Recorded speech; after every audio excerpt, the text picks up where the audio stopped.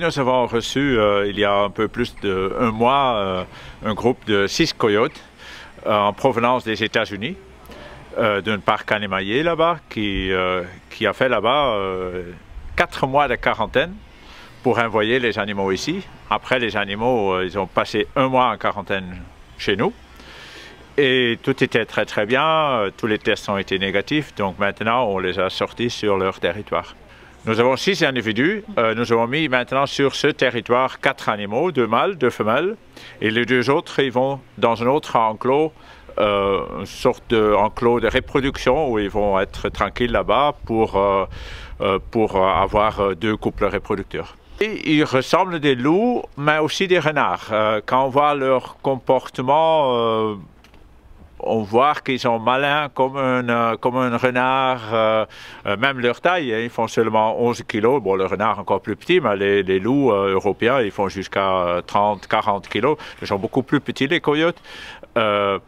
Leur vie sociale, c'est un peu comparable, même s'ils sont un peu plus flexibles. Ils vivent en couple, en famille, mais pendant des périodes avec beaucoup de nourriture, ils peuvent vivre aussi en groupe avec plusieurs mâles adultes, plusieurs femelles adultes. Et parce que nous avons un territoire qui est très grand et qu'on a toujours beaucoup de la nourriture pour les animaux, ici, on peut les garder en groupe plus important. Les coyotes sont très rapides, je pense qu'ils peuvent faire au moins 50 km par heure. Ce qu'ils ont parfois besoin pour chasser, même s'ils mangent surtout des petits mammifères dans la nature, beaucoup des rongeurs, ils mangent aussi des insectes et tout ça, mais de temps en temps, ils essayent de capturer des lapins.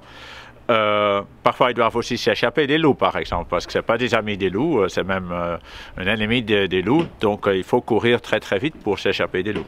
Dans 1 mois ou 2 mois environ, nous allons relâcher aussi un groupe de 5 ours noirs. Normalement, ils peuvent vivre ensemble. On sait dans les autres parcs où ils ont des loups et des ours noirs ensemble, ça se passe presque toujours bien. Ici, je pense que ça va encore mieux parce que si ça c'est difficile dans les parcs, c'est surtout parce que le loup est trop fort pour l'ours. Ici, les animaux, ils sont plus petits, les coyotes, je ne vois pas des problèmes. On a fait un enclos où le coyote peut toujours facilement s'échapper de l'ours. Si l'ours veut l'attraper, le coyote peut toujours s'échapper, peut passer sous des fils électriques par où les ours ne peuvent pas passer. Il y a des caches pour eux, il y a des tanières où ils peuvent se cacher. Donc moi, je ne vois vraiment pas de problème avec ça. Ça va marcher et ça va être un très bon enrichissement pour toutes les 2 espèces, qu'il y ait un peu de concurrence sur leur territoire, que la vie n'est pas toute simple, il faut manger vite peut-être, il faut trouver la bonne nourriture, sinon il y a un autre qui va venir qui va te piquer toute la nourriture.